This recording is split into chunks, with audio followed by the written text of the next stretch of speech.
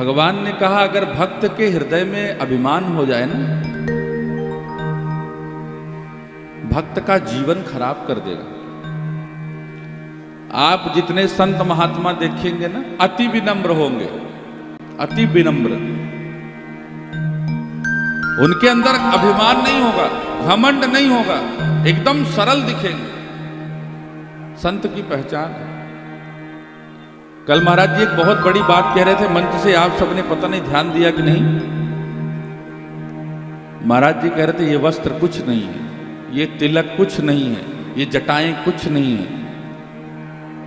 कल यही बात मैं अपने कक्ष में सबको कह रहा था। हमारे आचार्य विनोद जी आए थे, उनसे चर्चा हो रही थी। ये तिलक जो हम लगाते हैं ना, ये जो शिखा रखे, जनेऊ रखे, माला पहने, ये धर्म का पहला पायदान है, धर्म का पहला पायदान। जिस दिन हमें भगवत प्राप्ति हो जाएगी, ये तिलक हमको जरूरत ही नहीं पड़ेगी। अरे मन किया तो लगा ली, और नहीं लगाए ना तब भी आनंद रहेगा।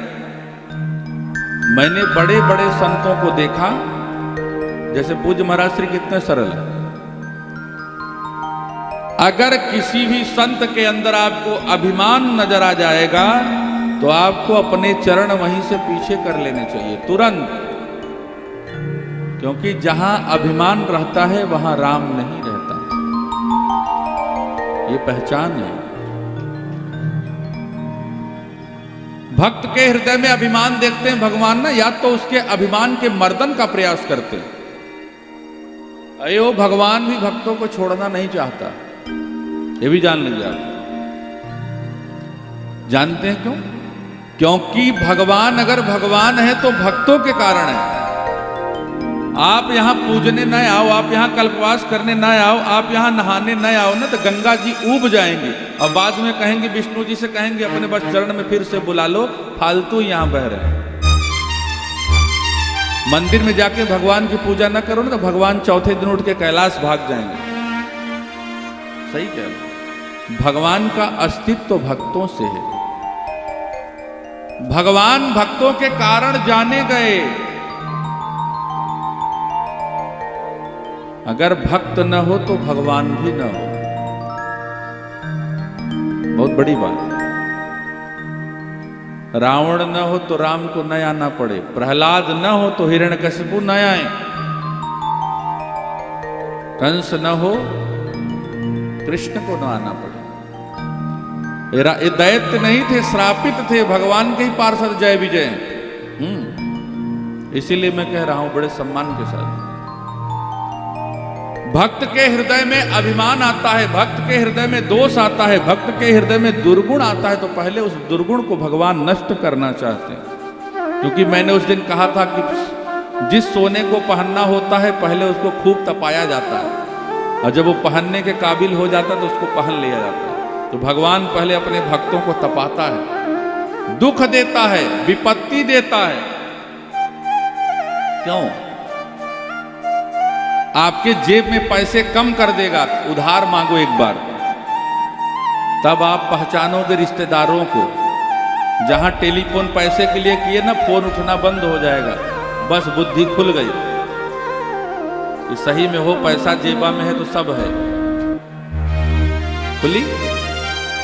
तब हम समझने लगते हैं कि दुनिया में कोई अपना नहीं। कोरोना में देखो क्या हुआ, भाई भाई का नहीं हो रहा था। कौन छूने जाए, हमको भी मृत्यु का इतना डर।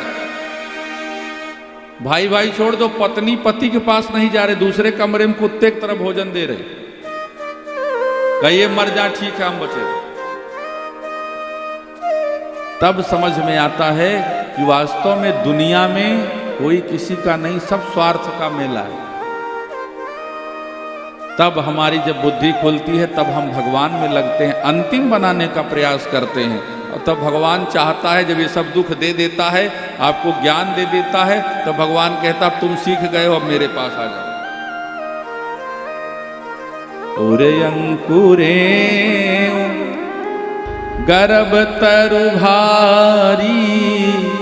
भगवान मुस्कुरा रहे हैं, कहा ठीक है नारद जी कोई बात नहीं, और उनको नारद जी को 2 चूड़ी और चढ़ा दिया, फूल के कुप्पा।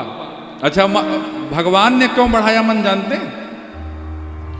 कोई बीज जब अंकुर ले, आप उसको तुरंत नष्ट करना चाहें तो वो बीज से टूट जाएगा, फिर बाद में 4 अंकुर निकलेगा। धान में जब आप धान की निराई करते हैं, जब इतनी छोटी घास होती तब तो नहीं उखाड़ते ना, डर लगता है आधे से टूट जाएगा तो 4 घास निकल जाएगा उसमें से। हाँ? तो थोड़ा विचार करते, एक बार उस घास को पानी देते धान को, ये घास थोड़ी और बड़ी हो जाए। एक बार फिर पानी दिए, यूरिया भी डाल दिया। जब वो घास बड़ी हो गई, अब मन में आ गया कि अब ये जड़ सही तो खड़ जाएगी, उसी घास को जिसको पानी दिया, जिसको यूरिया दिया, उसी घास को पकड़ा और जड़ के सहित उखाड़ के खेत से बाहर कर दिया। बोलिए हर हर